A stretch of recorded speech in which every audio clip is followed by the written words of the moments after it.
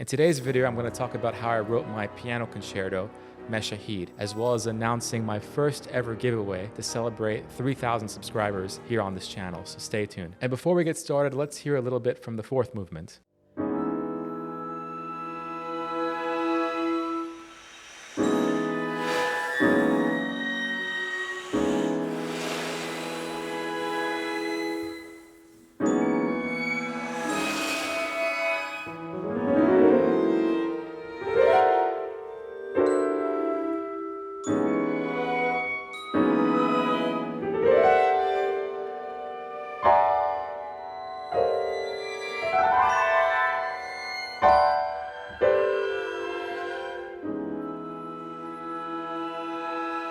So you might be surprised to find out that this piece was actually not conceived at all as a piano concerto. It was actually conceived first as a piece for solo piano called Vignettes. And both titles actually mean the same thing. They mean scenes. One means scenes in French and the other means scenes in Arabic. They're basically the same piece. So if we take a look at the solo piano version of this piece, you'll see that it shares a lot of similarities to the piano part that is in the piano concerto version of the work. There are some stark differences actually between the two versions, and we'll talk a little bit about what those are and why I thought about it. So let's actually compare and contrast the openings of both of these pieces.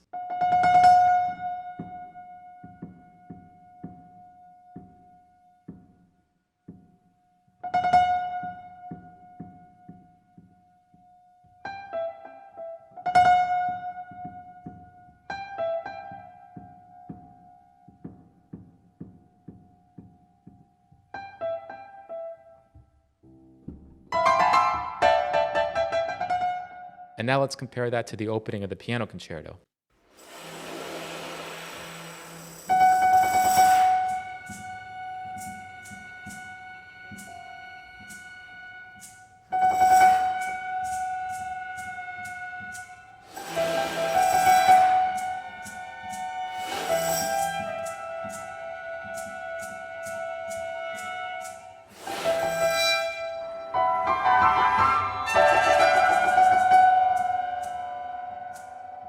So a couple big differences. You'll see that in this version of Vignettes, I actually have a slightly more simplistic notation. I like this notation a lot more, and it's closer to what you see in the orchestra score. And you'll see here that there's these diamond note heads in the very beginning of Vignettes, where we just basically are asking the pianist to silently depress the keys and hold. That way you get more of the resonance of the piano while you're playing all these other pitches. The next bar here, you'll see that there's an F sharp that gets repeated over and over like this. Now what I'm actually asking the pianist to do is to take their right hand here, place it on the F sharp, and then take their other hand here, depress the key silently like this, and then as they're playing this note here, the F sharp, they're gonna slowly move up their left hand to release the note. You don't really hear that effect that well on an electric keyboard like this, but you hear it slightly better actually on a real, grand piano. So if I do this,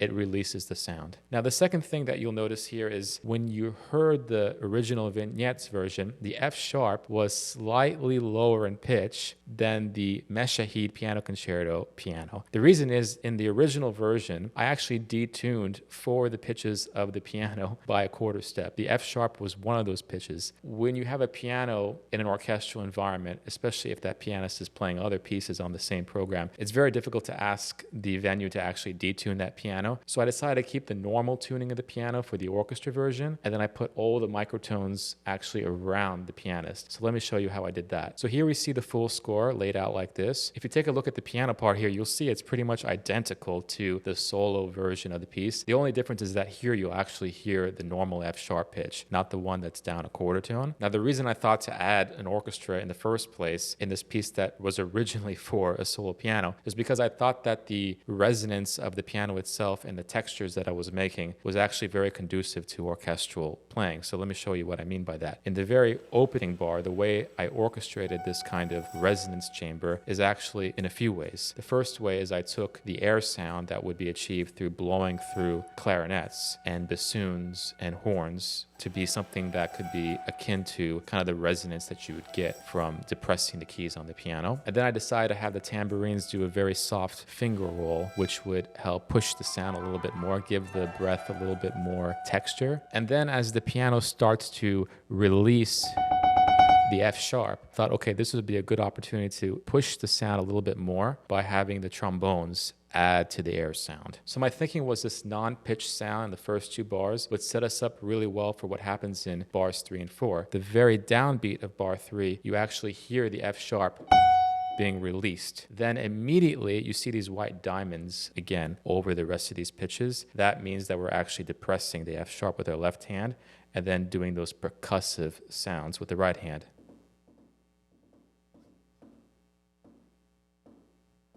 And to achieve that percussive sound with the orchestra, you got to imagine that sound right there barely gets picked up by this microphone, so it wouldn't be really heard by an audience in orchestra hall. So what I had to do was actually accentuate some of these rhythms with the other orchestral instruments. And the way I accentuated the rhythms actually was quite simple. All I did was I just took the maracas, one low and one high, and I played them when there were accents in the piano part. Now, the one thing you might be asking yourself is, what about the quarter tone? What about the F half sharp that was supposed to be there? So in order to figure out what to do with that F half sharp quarter tone, I've actually decided to put it in a couple of places. The first place I wanted to put it in was in the first trumpet consort, in other words, with a mute. And I also indicate the fingering right above. The VS here actually means valve slide. So in this way, the trumpet player knows that I thought about the fingering in the first place. In the recent past, I have to say I haven't been including fingerings because I've noticed players just rather find their own fingerings for their own particular instrument. But here I was still putting fingerings in the score and the parts. So I thought the trumpet by itself wasn't enough to give that F half sharp the body that I thought it deserved to open up the pitch language for this piece. So what I decided to do was go down to the violins, put the F half sharp up an octave so we can use the higher frequencies, those frequencies that are a little bit closer to the noise that we heard in the first couple of bars. So let me show you what that sounds like.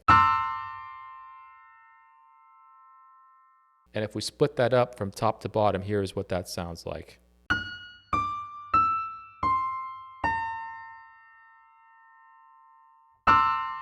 So it's got this nice high frequency body to it. And I think this works really well with the muted trumpet, which remember is down here. So if we play it all together, this is the F half sharp. And then this is what's happening in the rest of the strings.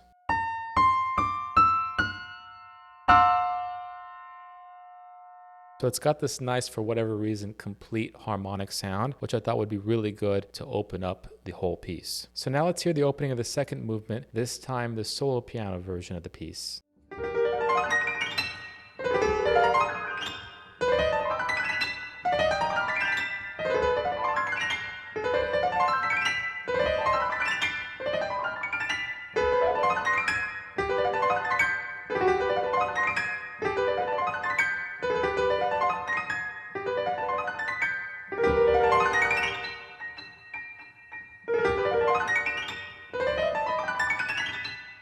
And of course, since I'm figuring out how to get these kind of crazy time signatures in the context of an orchestra, I'm going to have to simplify a lot of the notation. So this that you're looking at right now is basically the same thing as what you just heard, but a lot more simplified. So you'll see as I go through, it's still very difficult piano music, of course, right? But the time signatures are a lot simpler. The way the music is written out is a lot simpler. And it really helps to simplify it this way so that I can translate these gestures, these really fast gestures for the orchestra. Let's now hear how this contrasts with the orchestral version.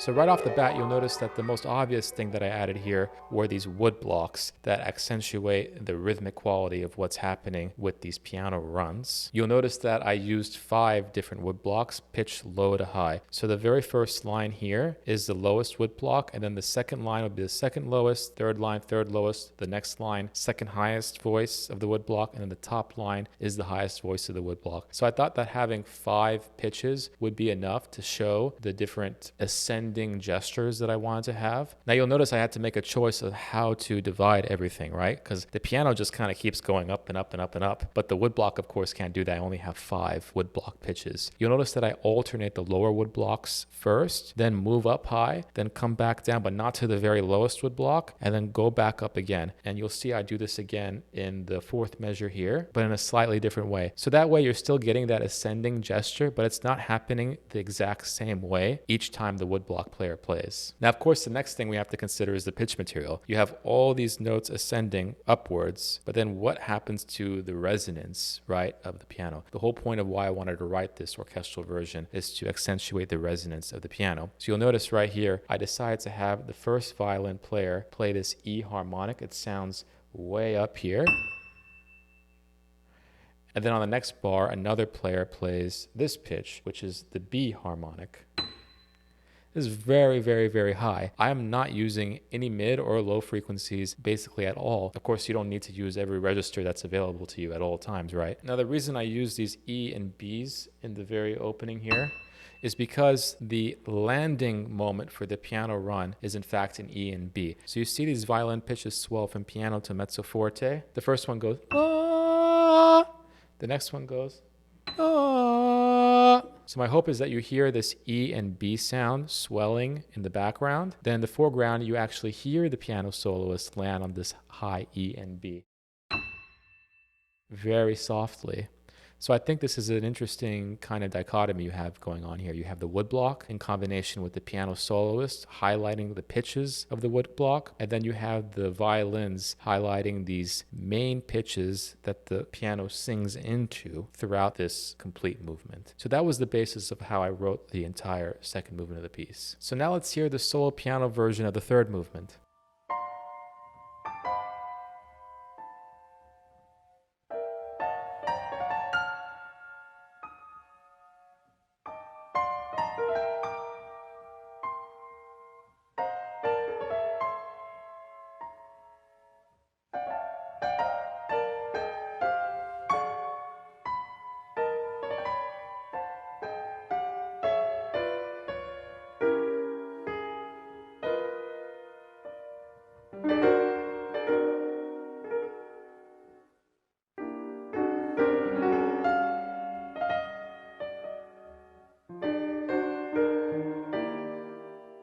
And of course, you hear all the microtones working together to kind of form this French impressionistic scene that I wanted to do in this particular movement. Let's hear how that sounds in the orchestral version.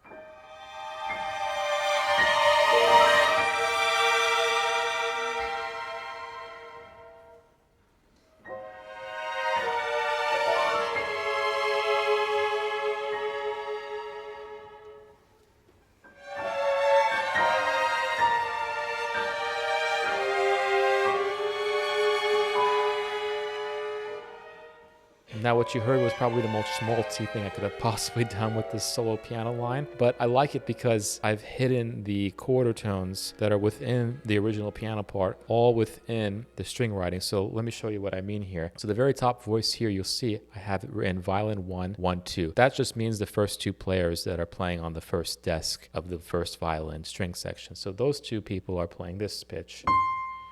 Then the desk right behind them, players 3 and 4, are playing the same pitches. So you have 4 people playing this C, which the piano plays, of course. Then you have the third stand, which are players 5 and 6, playing this B flat. And then the 2 people right behind them, players 7 and 8, which are stand 4, are playing this B flat again. So you have this major second here. Now the 4 folks behind them are playing this F half sharp. So you get this really cool sonority when you put all 3 of those pitches together that sounds like this. So to me, this is really cool because I'm able to sneak in that F half sharp while playing this very lyrical piano melody. Now you see down here, the second violins take over for the first violins with this B flat and then A. So there's a bunch of them playing that, actually 6 players playing this little line. And then this E flat is right underneath, so it'd be. And then, of course, I have some other pitches happening in the violin. You have this D, and then the violas, you have this E flat that's doubled with the second violin. So if I play all of that together, it will sound like this.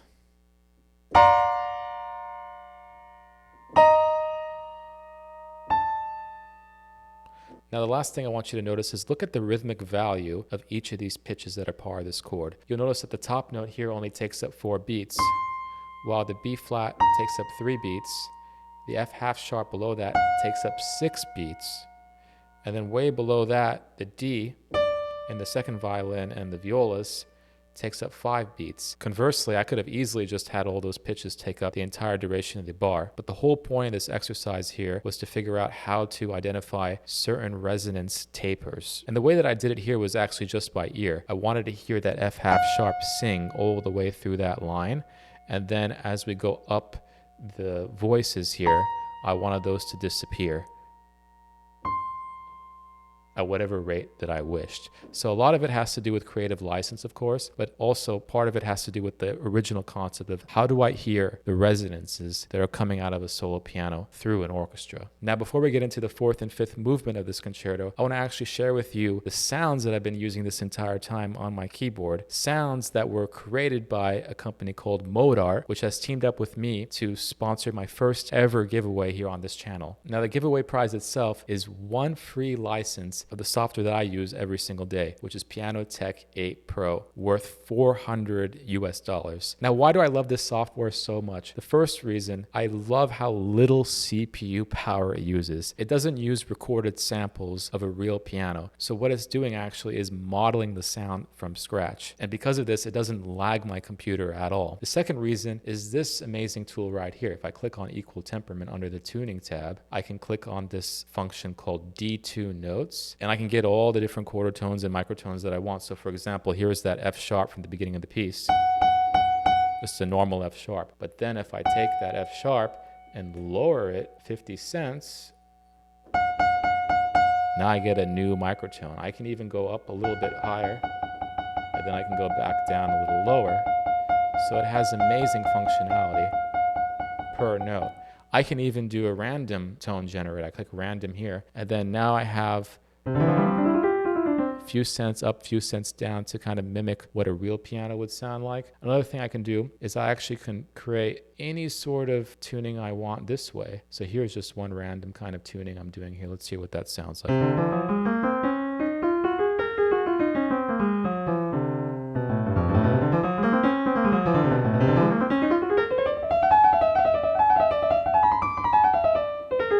Kind of crazy, right? So there's a lot of things you can do with this. And of course, I can just reset it here and then exit out and use it as a normal piano. And of course, there are several other parameters in the software that you can control, which I'm not going to get into. These are just 2 of my favorite ways of using Piano Tech. So if you want to have a chance to win one of these licenses of Piano Tech 8 Pro, go down the description below, click on the Google form, and fill out this really short 3-minute survey. All right, now let's move on here, the beginning of the 4th movement of the solo piano version.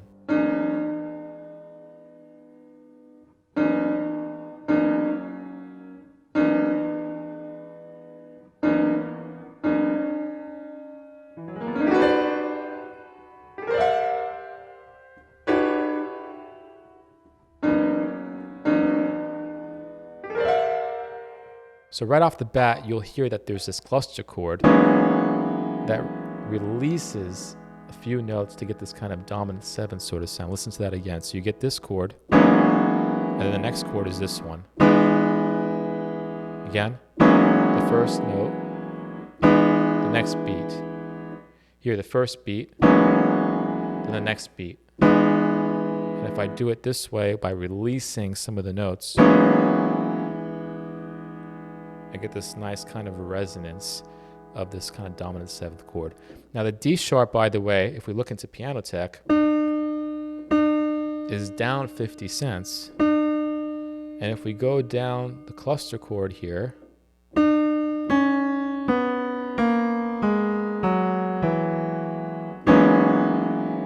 that quarter tone is right at the very top, and then it gets released.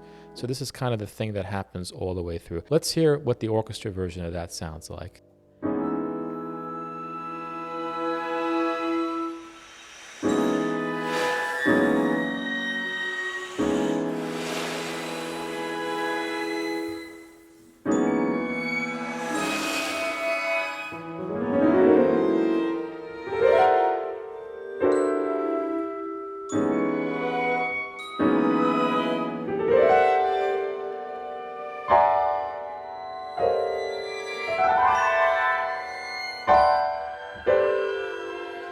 Okay, so if you look at the score here, you'll notice the piano part is pretty much exactly the same. The big differences that you'll hear is a lot of the same textures from the very first movement, those air sounds and those kind of high string sounds. They're embedded here in this fourth movement. So we haven't heard these sounds in a couple of movements actually, but now we finally hear them again. So first of all, I wanted to have this high E sound kind of sail through the orchestration. So I put it in the flute and then I put it in the vibraphone as well. So having these kind of sail over what's happening in the piano.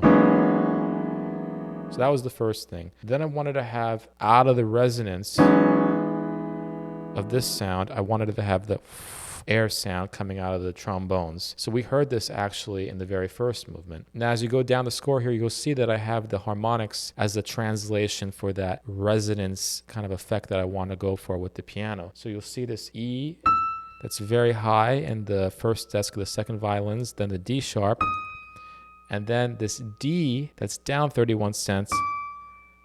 And the reason I did this is because I wanted to have the seventh partial of E in the texture. So you get this kind of overtone sound to it. So let me play this again from E, D sharp, D down 31 cents, then the B, and then I have G sharp over here, and then E natural. So you get kind of an approximation of what the piano line is doing in the original piano part, but now you have it in harmonics.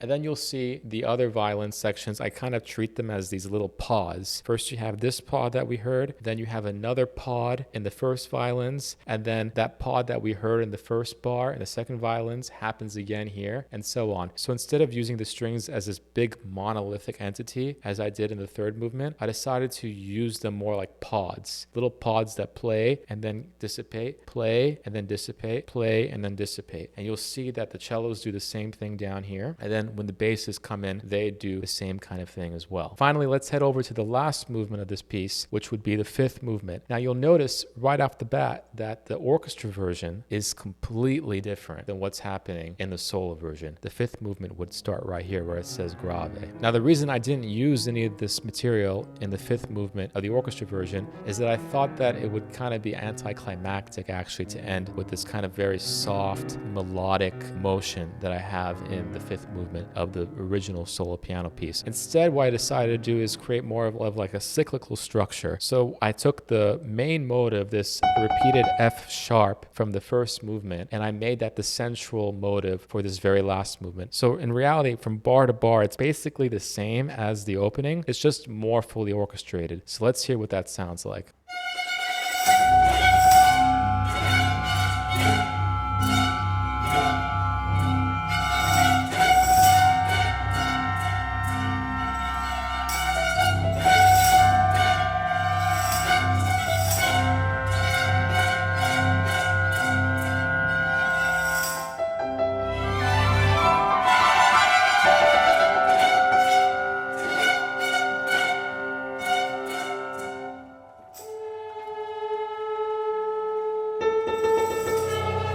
So as you can see here, the piano part itself looks very, very familiar. It's basically the same as what we saw in the very first movement of the piece. The main difference here is that the strings, instead of holding those high pitches that we heard from the first movement, they're actually performing a very rhythmic function. They're actually doing what the piano part is basically doing. So the violins, they play this F half sharp that's at fortissimo, really loud, and they slowly move their bow from the starting position, sol ponticello, near the bridge, to the ordinary position, which is kind of a few inches down. And what this does basically is start off this motive in a very kind of metallic way and then gradually become less metallic as we play this lick.